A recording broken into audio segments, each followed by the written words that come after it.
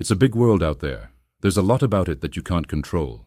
The stock market, trade wars, military wars. It hurts when you feel big emotions about things you can't change. But what can you change? You can change yourself. You can change your actions and reactions, your habits, your mindset, the hundreds of things that are within your direct control. And that's not all. In the world at large, you can influence things too, with your money, your support, your blood, sweat, and tears. But you have to be smart about it. You have to do it right, by focusing on what you can change, the topic of our video today. Using ancient Stoic wisdom, we're going to show you 8 powerful techniques to take back control of your mind and your life. If you want the focused life, here is our roadmap for getting you there. Point 1. We'll talk about the dichotomy of control and how to stop wasting your time on things you can't change. Point 2. We'll talk about causing effective change, because you have more power than you think. Point 3. We'll discuss the view from above, about gaining perspective by zooming out to see the balanced whole. Point 4. We'll talk about how the obstacle is the way.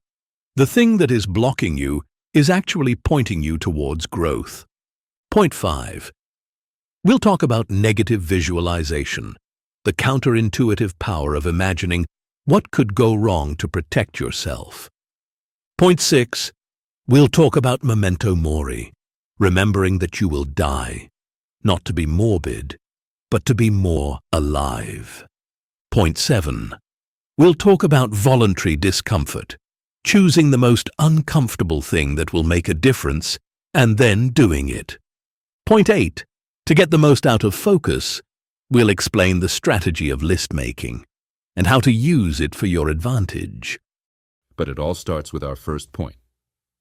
If any of this is going to work, you must focus on what you can actually change.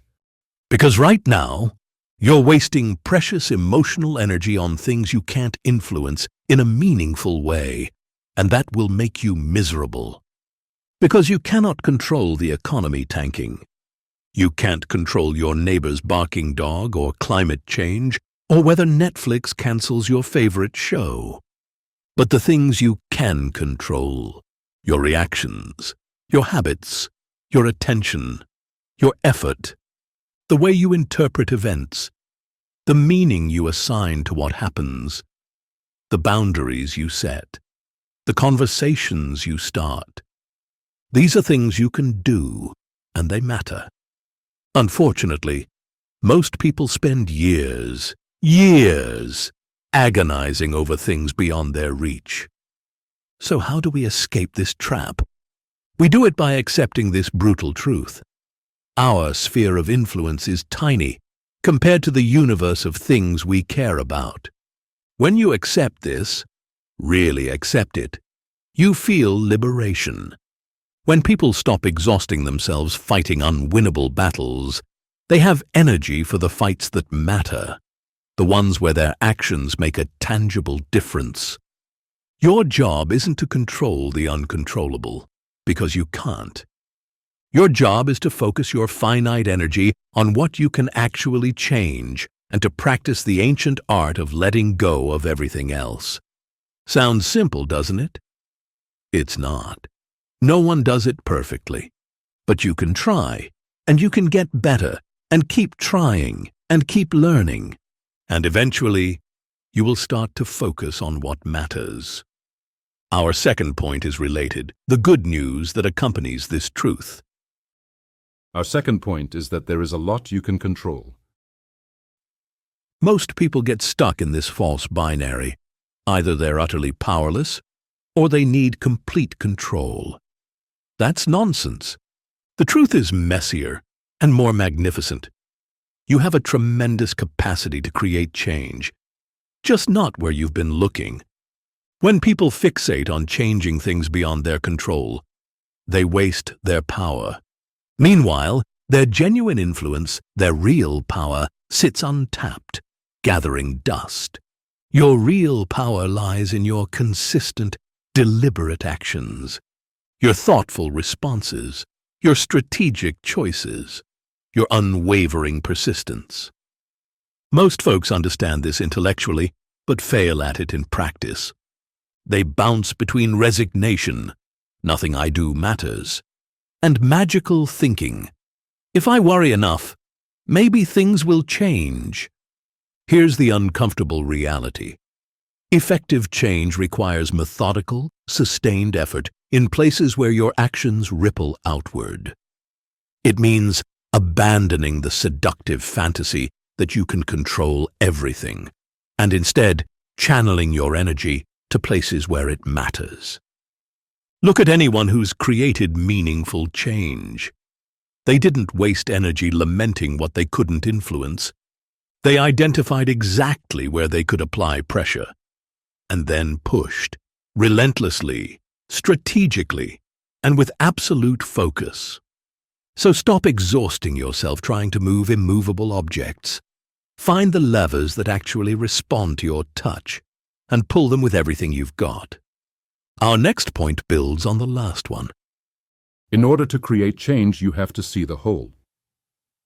Our third point is, be ready to zoom out in order to maintain balance and get your most important work done. If you're not there, then you're usually caught in the minutiae again. The email that offended you, the promotion someone else got, the way your voice cracked during the presentation. It's easy to magnify these details until they fill your entire emotional landscape. This is what happens when we get stuck in tunnel vision. We make mountains out of molehills while completely losing sight of the actual mountains all around us. The Stoics knew the antidote. They practiced what Marcus Aurelius called the view from above, mentally zooming out to see your life, your problems, everything from a bigger perspective. So in your own life, take stock. Yes, there are difficulties, but there are also positives. You have a job history, which you could use to get a similar job if you apply for one. You have an education, professional friends from the past, probably even some ideas about how to make money. You may have savings, even a house. These are all part of your life too. These are the positives that balance out the negatives. They should be counted too. If you never zoom out, you can live your whole life fixated on daily irritations, perceived slights and small wins. All you'll see are immediate concerns. No wonder people feel anxiety. Without perspective, even minor setbacks feel apocalyptic. When you cultivate the view from above, you see not just your problems, but the interconnected whole, including the good parts. You recognize patterns. You understand suffering is universal. You grasp how temporary everything truly is. The next time you're overwhelmed, try this. Close your eyes. Visualize yourself rising up. See your problems getting smaller. Notice how your perspective shifts. When you return to earth, bring this wisdom with you. The balanced whole awaits your notice. So look up and consider all that you have, and the many positive possibilities. And yet, for all that, Stoicism is about realism too. Sometimes, in this life, you will face obstacles. And that brings us to our fourth point. The obstacle is the way. Embrace what blocks you. Marcus Aurelius, the great Stoic philosopher and Roman emperor, said this. Let's unpack it. It means that obstacles reveal opportunities we might otherwise miss, force us to develop new skills and strengths, test and refine our character, and often show us the correct direction through resistance. So that thing you're banging your head against, look at it again. Really look at it. Because what you're seeing as a roadblock is actually a signpost pointing directly toward your growth. When most people hit obstacles, they retreat, they complain, they decide the universe is conspiring against them. This is nonsense. The obstacle isn't proof you should stop. It's a light on the exact place you need to focus your attention.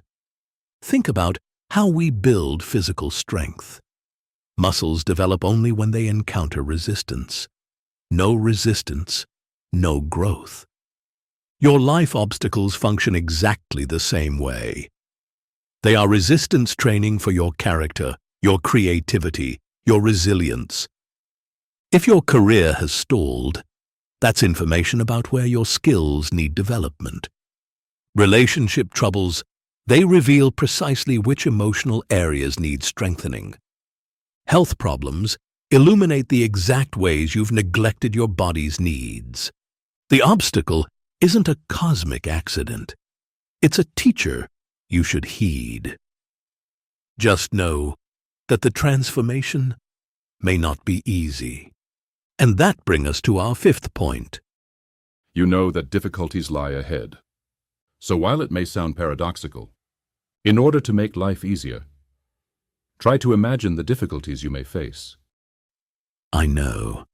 It's strange. You've been told your entire life to think positive and visualize success. But look where that's gotten you. You've been blindsided again and again when things fall apart. So why not try something different? The Stoics had a radically unique approach. They called it premeditatio malorum, the premeditation of evils. They deliberately imagined worst-case scenarios, not to manifest them, but to prepare for them. Most people avoid thinking about potential disasters because it feels uncomfortable. They superstitiously believe that contemplating something bad might somehow make it happen. But this set us up for an imaginary world where nothing bad ever happens. Only the good things we crave happen.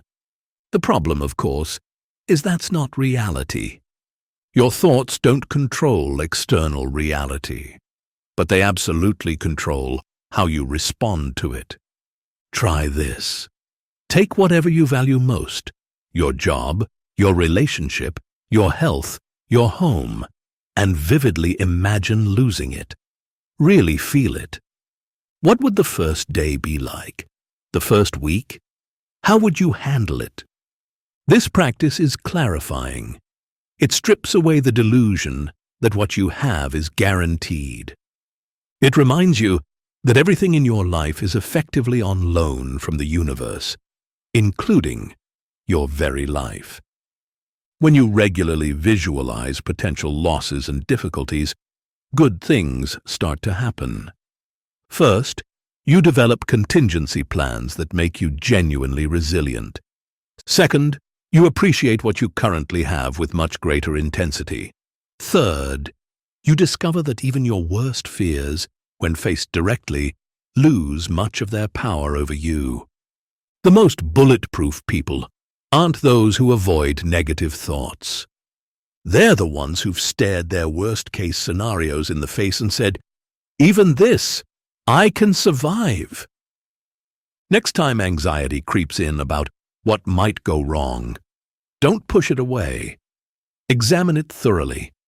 Ask yourself, what would I do if this actually happened? This brings us to your sixth point. This is memento mori. Remember death so that you may truly live. Most people behave like you have unlimited time. Wake up. Your time is running out. As the Stoics pointed out, a lot of the death you fear has already happened for you. The past decades of your life are dead in a sense. Dead and gone. You have lived them. They aren't coming back. If you think of death not as happening overnight, but as coming in parts, part of the death that is your share has come already. The Stoics practiced memento mori, remember you will die, frequently. They kept skulls on their desks. They visualized their deaths daily. They reminded themselves constantly of life's shortness. Most people pretend they'll live forever. They waste decades on things that don't matter, assuming there's endless time to get to what does. This willful ignorance won't protect you. And truthfully, there's a better way. Confronting your mortality can invigorate you. It strips away everything superficial and forces you to reckon with what truly matters.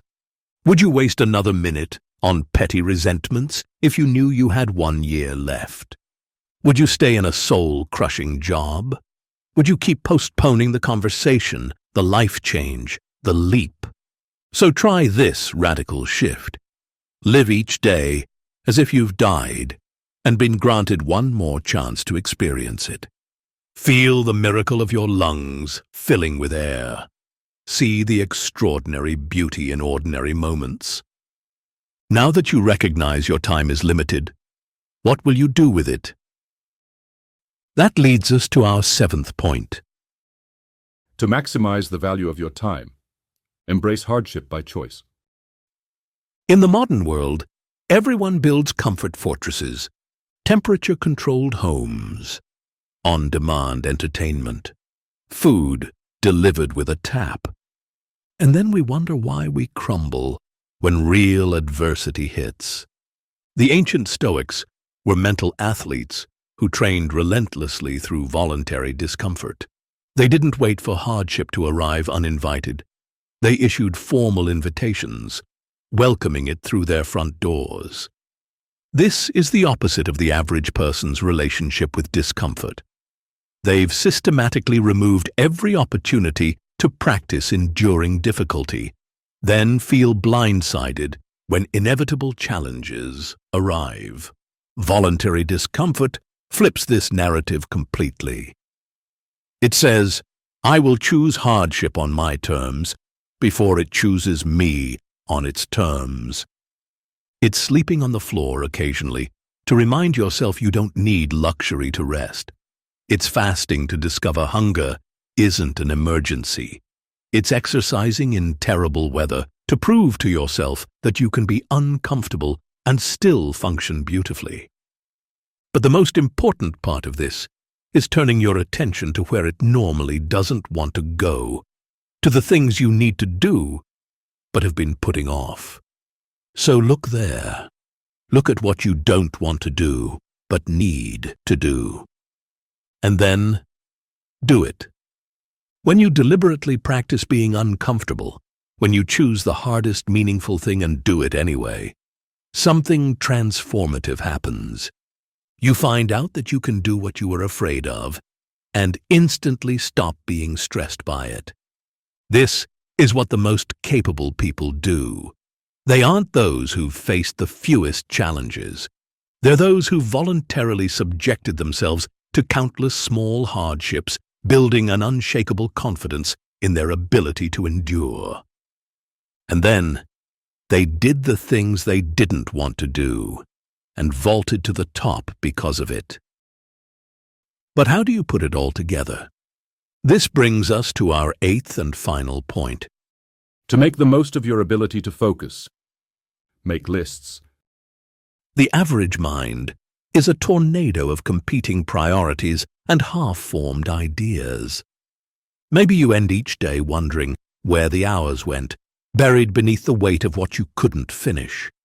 And yet you resist the simplest solution of all, making a list. You may think lists are basic, boring, beneath you, or maybe you make them and abandon them, creating fresh ones each week that grow dusty before being tossed away. I'm here to tell you, that's a mistake.